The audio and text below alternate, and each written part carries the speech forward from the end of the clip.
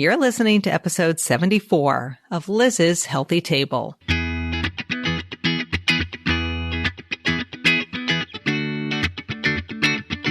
Looking for a healthy new way to feed your family without the hassle and hype? Welcome to Liz's Healthy Table, where your host, registered dietitian nutritionist Liz Weiss, serves up fresh and flavorful recipes with a tasty side of science, good nutrition, and fun. Are you and your family ready for some wholesome food that tastes great too? Don't change that dial. Your food adventure starts here. Welcome to the podcast, everyone. I hope you're all doing okay. I know it's been a tough couple of weeks for everyone, and I know you have a lot of questions about things like grocery shopping and food safety and takeout from restaurants. And so I've decided to devote this entire episode to just answering those questions and clearing up a lot of the confusion. So who's joining me? Well, joining me this week is Hilary Thesmar. Hilary is Chief Food and Product Safety Officer and Senior Vice President of Food Safety Programs for the Food Marketing Institute. Hilary is a registered dietitian. She has a master's degree in human nutrition and a Ph.D. in food technology. So she's my go-to. And wait till you hear her advice for how to handle your groceries when you get home from the supermarket. There's going to be some aha moments here for you. And why it's okay to order and eat takeout from your favorite restaurants. And I'll tell you, if you're like me and you're wondering why it's still hard in some supermarkets to find milk and eggs and toilet paper, Hilary is here with the answer. And it's going to surprise you. Okay, friendly reminder before we dig into the show. If you do love the show, tell a friend about it and post a review on Apple Podcasts, Stitcher Radio, wherever you get your podcasts. And don't forget to join the Liz's Podcast Posse page on Facebook so that you're always the first to know what we've got cooking on the blog and the podcast and beyond. And if you're a first-time listener, which, you know, hey, somebody's got to be first, right? Even though we are in episode 74, I invite you to head over to lizshealthytable.com to the podcast page, because I will have show notes all set up for you where I'll have links to helpful resources. So I want you to check out the show notes to kind of supplement everything we talk about on today's show. Oh, and I do have one final announcement. If you're home with your kids, and you're looking for some fun new activities to keep everybody busy, i.e. a homeschooling project, I want you to check out my new Color Cook Learn 26-day challenge. I will put a link in those show notes for you, but when you sign up, you're going to get a daily email with access to a free foodie-themed alphabet coloring page, super cute, that you can download and then color in together as a family, or maybe the kids just want to do it, or you, the adult, wants to do it. So you're going to get A for avocado on day 1, day 26. Yep. Z for zucchini. You're going to get links to recipes featuring the food of the day. You'll get nutrition factoids and cooking with kids tips. You'll get helpful resources. And just so you know, I have kind of sourced a lot of these recipes and tips from a bunch of other food and nutrition bloggers out there. And so it's not just me sharing information. It's just like I've pulled together all this great info from so many smart folks out there who are in the food and nutrition trenches. When you share those coloring creations on social media, which I hope you will do, you can use the hashtag ColorCookLearn. And at the end of your challenge, you can send me to Liz at lizshealthytable.com, your favorite coloring creation. And then I will enter you into a chance to win one of 3 $50 Amazon gift cards.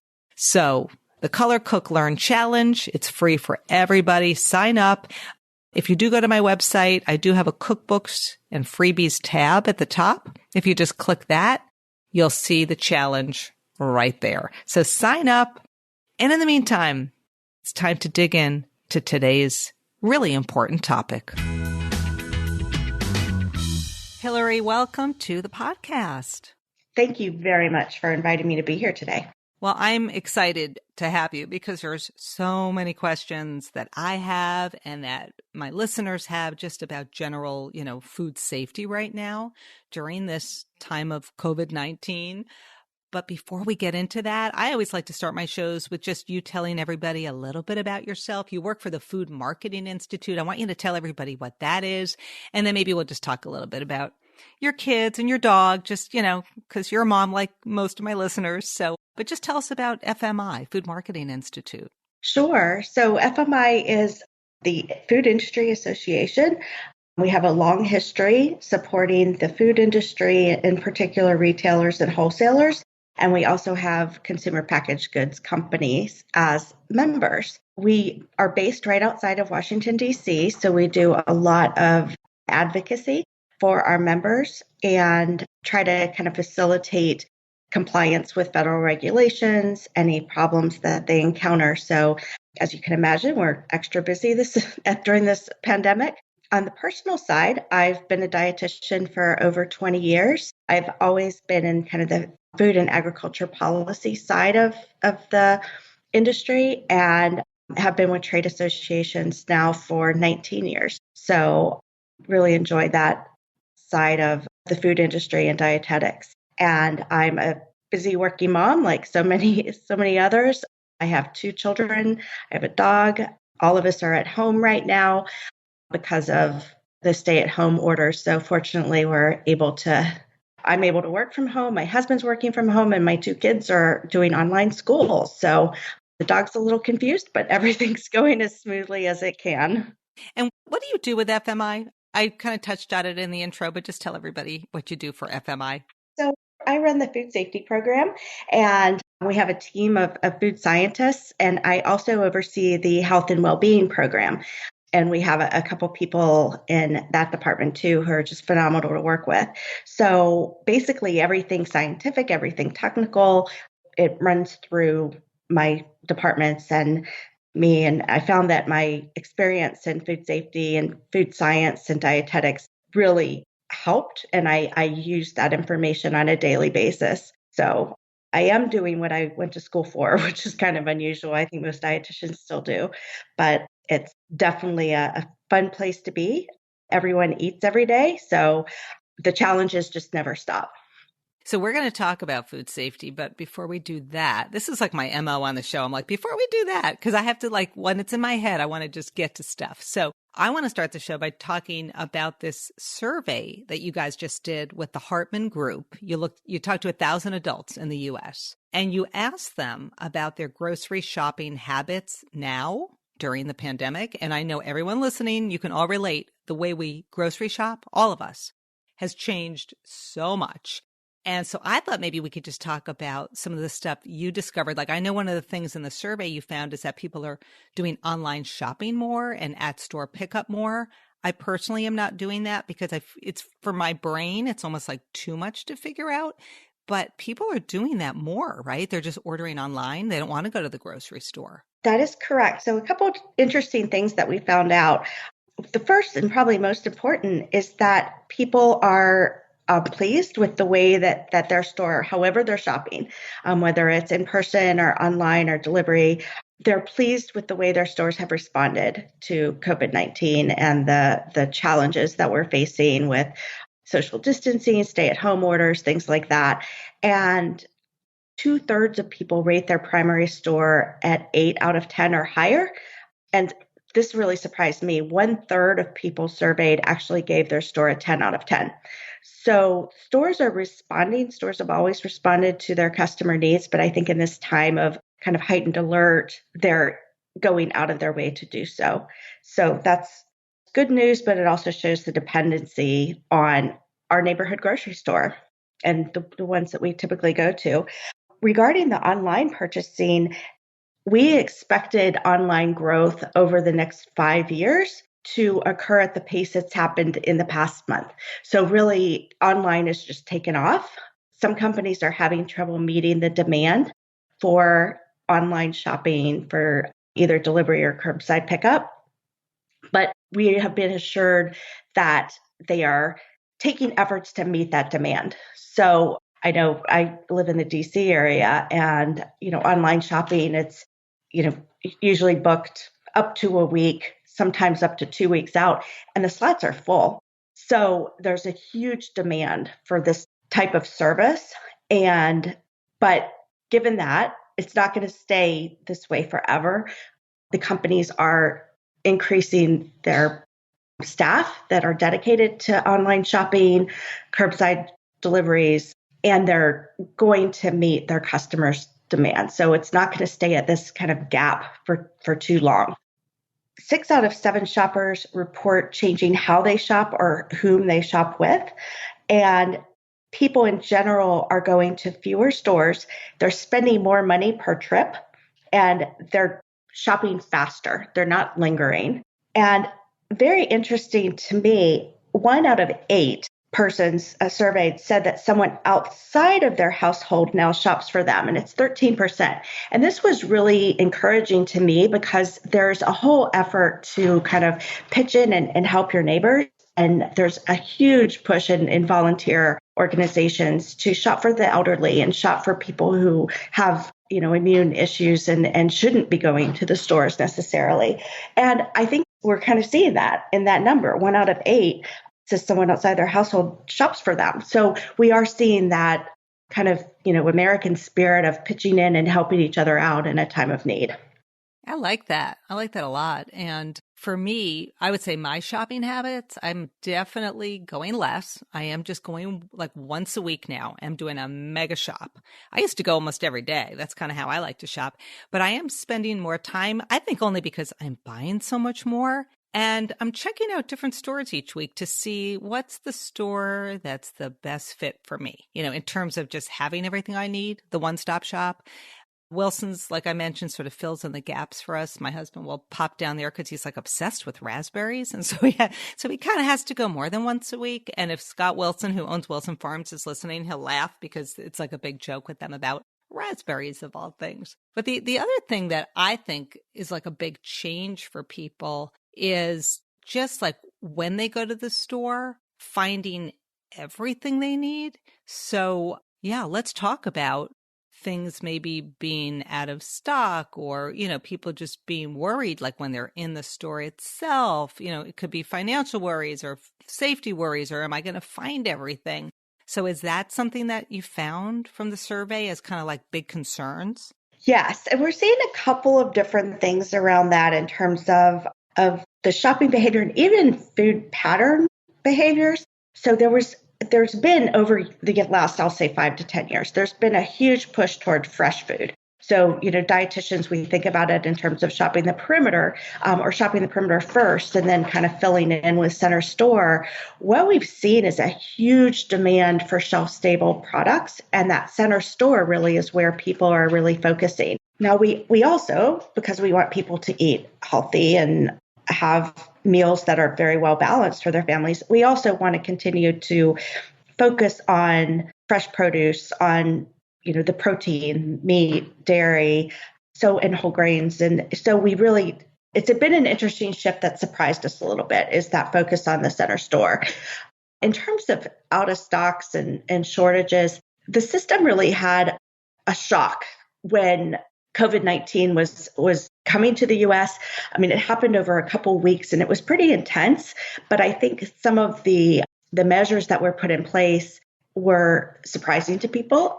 And we saw over, especially the couple weekends at the end of February, beginning of March, huge surges in demand for products, whether it be consumable items that, paper towels, toilet paper, cleaning supplies, that kind of thing, or food. So people were really stocking up and it just shocked the supply chain.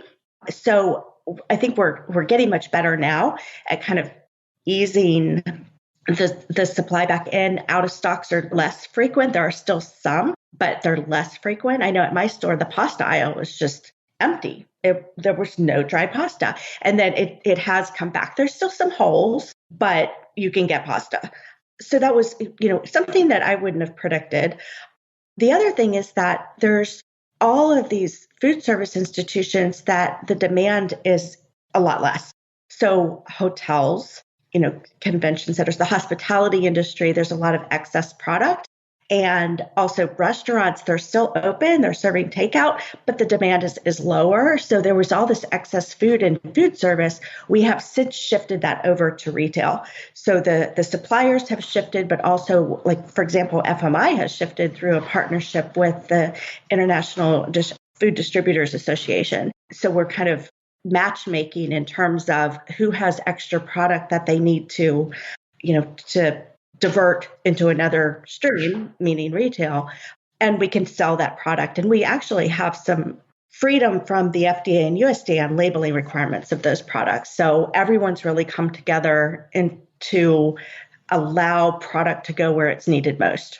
But let's talk about toilet paper, for example, because if you were to look at toilet paper, let's say you're, in a restaurant or in an airport, those toilet paper rolls are different from what you would see in somebody's bathroom at home. They're larger. Right. You can't just say, okay, we're going to shift the toilet paper from airports and restaurants and college dorms to the supermarkets, because it doesn't work that way. I mean, it's like a totally different product. So is that why we're still seeing I do find toilet paper at Trader Joe's, for example, but I was at Whole Foods the other day. There was nothing. So is that kind of why we're still not seeing toilet paper? I mean, this is a show about nutrition. Let's face it. We got to talk about toilet paper, right? Exactly. So, exactly. But is that one of the reasons why the toilet paper hasn't caught up? I think so. I think we've discovered the one product that Americans cannot live without, and it's toilet paper.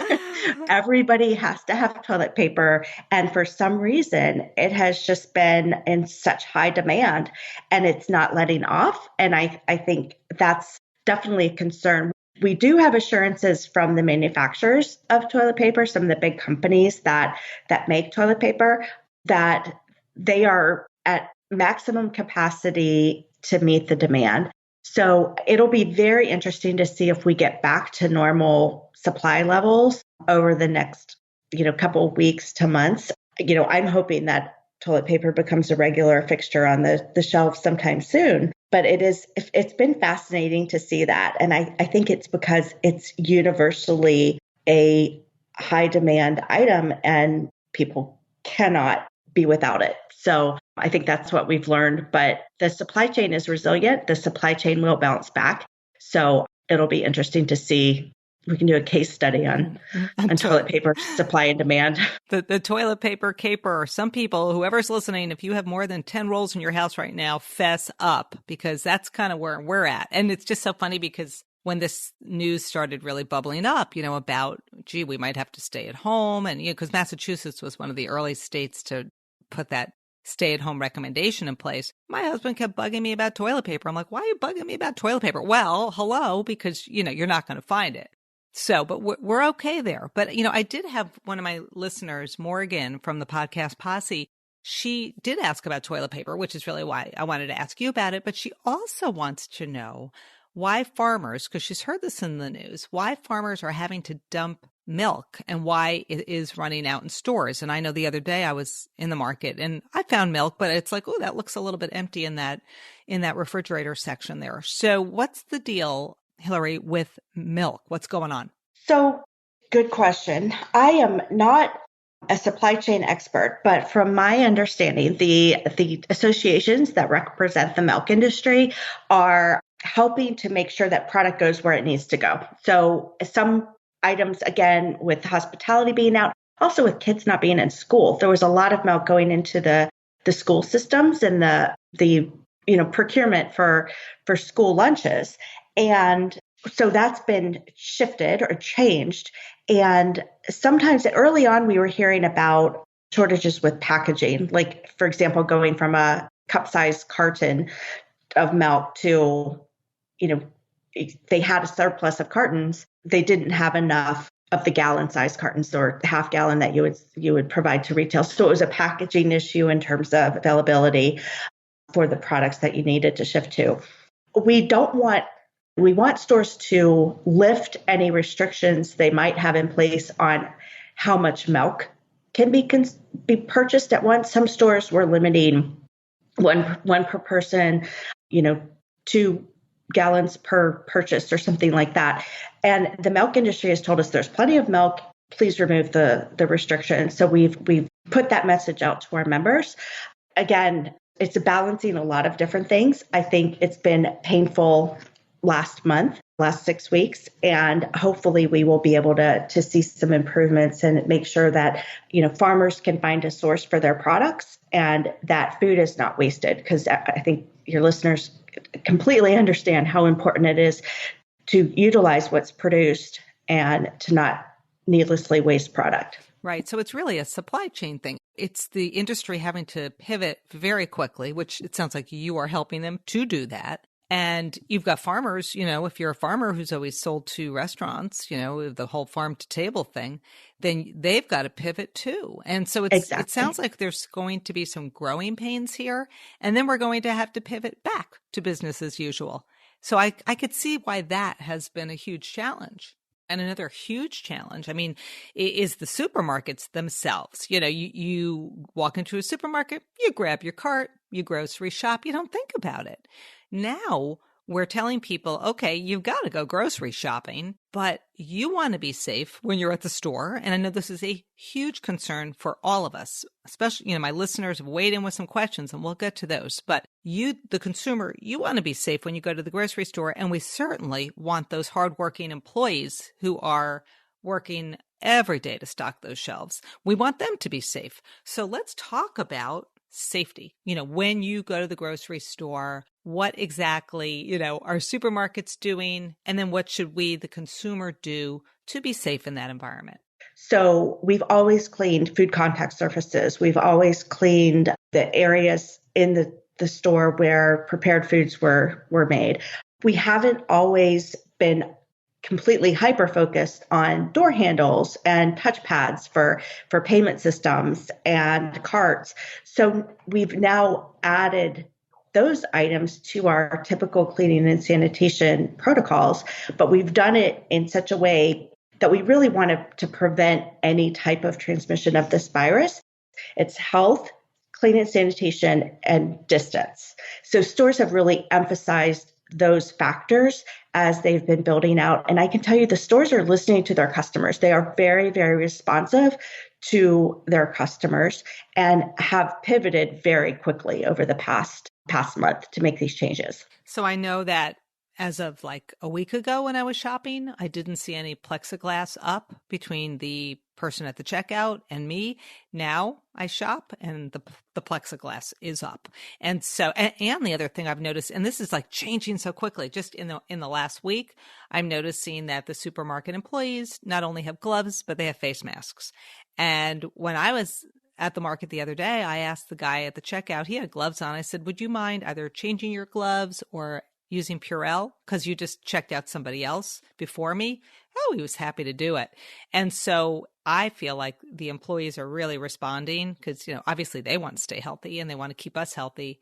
And I've noticed just this dramatic shift. They restrict the number of people coming in and they were spraying down the grocery cart. I always, bring my own wipes too, and I give it a little extra wipe. But it's amazing how these changes have taken place so quickly.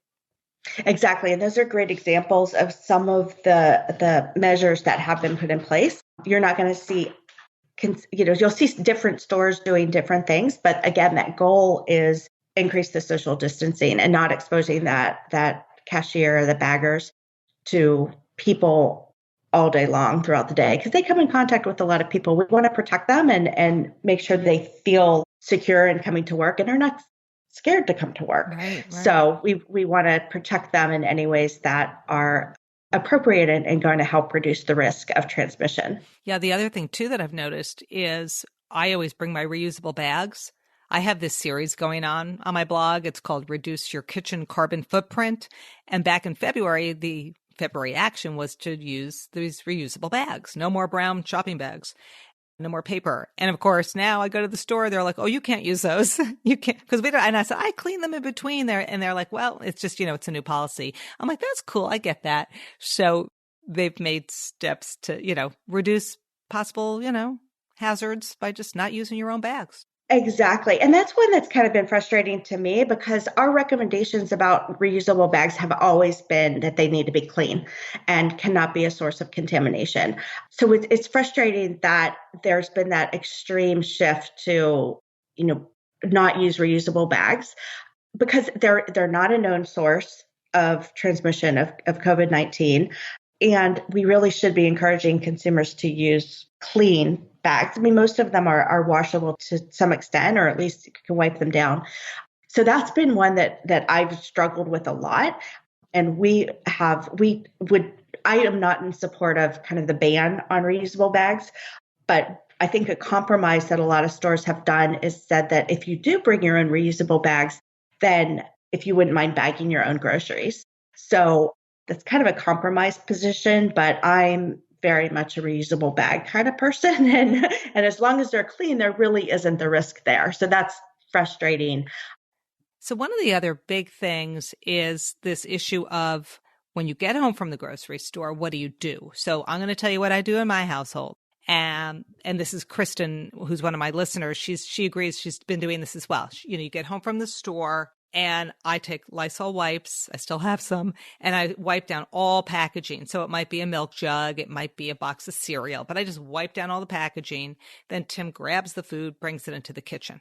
And then when it comes to my produce, say I bought oranges and apples, I will take my little veggie scrubbing brush and under cold or warm running water, I will scrub the avocados, the oranges, the apples, and sweet potatoes, you name it, and just put them on the counter on paper towels and let them dry.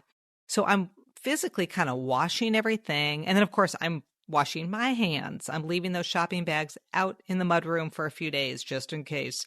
And I'm doing everything I can when I come home. I don't walk in the house with those shoes that I had at the market.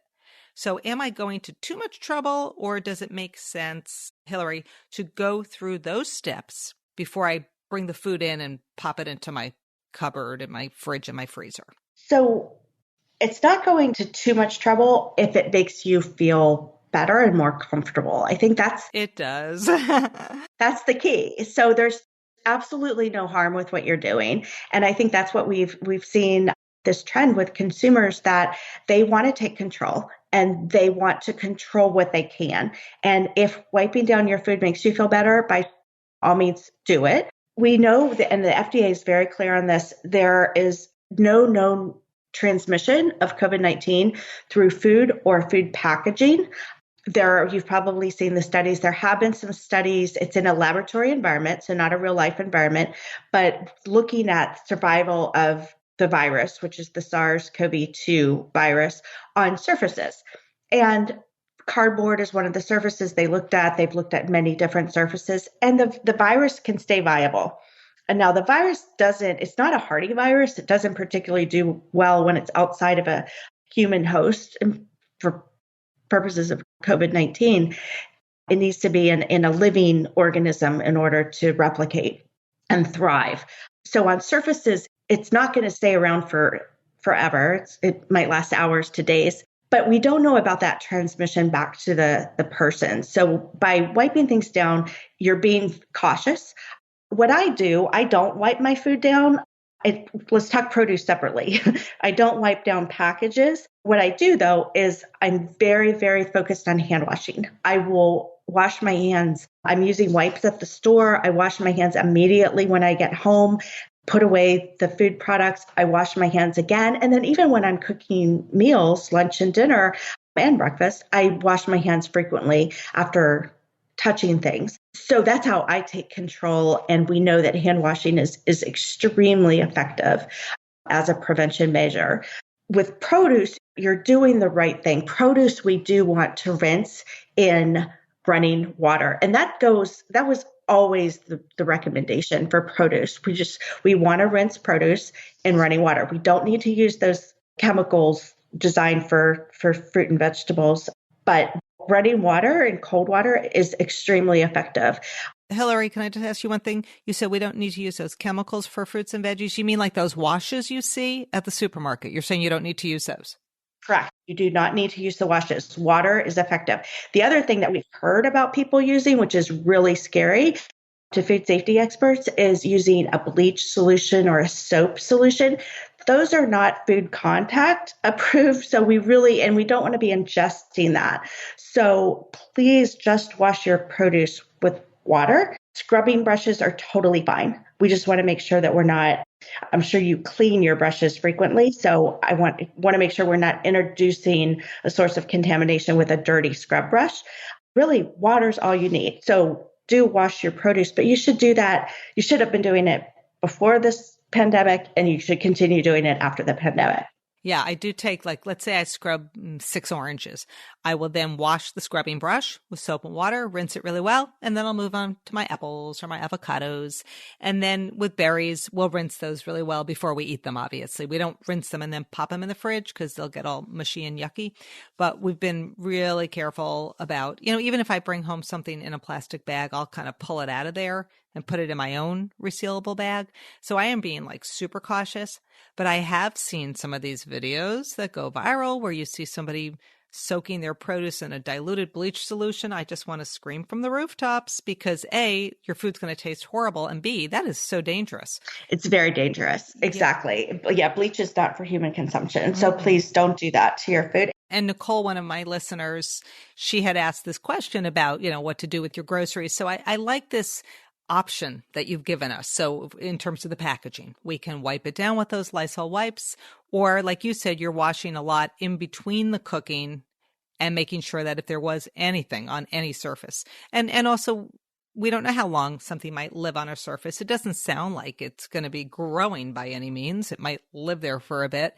I'm going to stick with my wiping option because that makes me comfortable, and I know it's a safe way to go. And it sounds like your strategy is a safe way to go. So it's really good to have those options, I think. Exactly.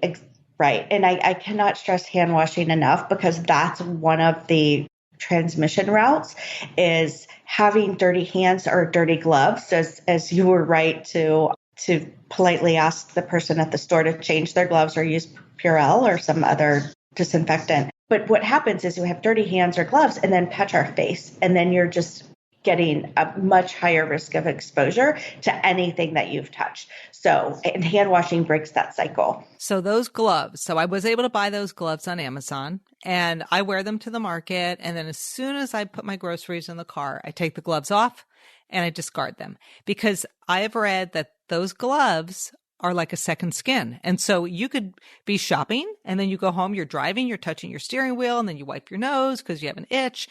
No. I take the gloves off, throw them away. I Purell my hands really well. I avoid the urge to touch my face, nothing above the neck. It's such a habit. It's hard for us to all break. And then when I get home, I scrub my hands and then I start my unpacking. So it's amazing how much time it takes, which is why I'm really limiting it to that one big shop a week. And I get really pumped up. I'm like, all right, I'm getting psyched up because now I have to go to the store. It's a chore and it's stressful for everybody. So we have to recognize that, for everybody at every position in the story, from the grocery store clerk, cashier to the home consumer. Exactly. And then everyone who was involved too in getting that food to the grocery store. So from the farmer all through the supply chain, we really have to give all of the workers in the food industry and the retail industry a huge thank you for their dedication and being able to provide the product so we can go week after week and get what we need. I get this other question from Jean on Facebook, and she says she's been getting takeout to support her local restaurant. Is there any risk associated with that? How can she feel safe, when she's getting takeout? Sure. And yes, she can get takeout. Restaurants have closed their dining areas, but many of them still are making food and allowing for takeout, delivery, and those types of options. The FDA has very clearly said that food and food packaging is not a known risk for COVID-19. If there were to be an employee who had symptoms, they would not be allowed to work. The restaurant industry, like the grocery industry, has very strict employee hygiene procedures in place, and sick people are not allowed to work. So the risk of anyone working while sick is 0 to none. And we do not expect the virus to be transmitted through food or food packaging. So I can see why people are doing takeout because they do want to support their local restaurants. And also they do want to get a break from cooking. And I feel like I have been cooking all the time. And my focus on cooking has really been on nutrition right now because, as I say to Tim and Simon, who's home, we have to stay as nourished as humanly possible because by being well nourished, our immune systems will be nourished. And that's our goal. And so we're eating extra healthfully. I know some people feel stressed and maybe they're not eating as healthfully, but my philosophy is now is the time when you're home to really embrace those family meals and really up your fruit and vegetable game, because that's really what's going to keep us healthy. And so I'm just sort of curious about your home cooking food philosophy right now. Absolutely. And I completely agree with you of how important it is to have a diet filled with lots of fruits and vegetables, lots of variety, and you can still make it taste good. So we are eating a lot of fruits and vegetables, and we're having salad every night at dinner. We're finding that the shelf life of the product is holding up. So that's one of my concerns with shopping less frequently is, will my salad greens make it? They're making it. So they're lasting for a long time. So I think it's important to make sure that we don't just switch to all shelf stable foods and add some variety in there, and people can feel very comfortable in eating fruits and vegetables, fresh or frozen, and making sure that they have a variety of things to eat. The other thing we're doing, the grilling season kind of came a little early for us. We're grilling a lot more. And so high protein, high fruits and vegetables is an excellent way to go. Make sure your plate is colorful and enjoy those foods that you might not have had time to try before. And I love that you're grilling. You're very lucky because you're a little south of Boston, so you get to break out the grill. I want you to come over to my website, Hilary, and check out my grilled cabbage recipe because cabbage will last forever in your refrigerator. So if you are interested in trying grilled cabbage, I have a recipe that I hope you will try. I'd love that. I'll check it out this afternoon. You do that. And Hilary, thank you so much for joining me today. We covered a lot of ground, and I feel better about takeout. I feel better about grocery shopping. And thank you for answering all those questions for us. Absolutely. Thank you so much for allowing me to join you today. And thank you to all my listeners. I hope you're all doing okay, hanging in there, and hopefully we gave you a little bit of peace of mind on today's podcast. If you love the show, tell a friend about it, post a review on Apple Podcasts, Stitcher Radio, wherever you get your podcasts. And as always, thanks for listening to Liz's Healthy Table.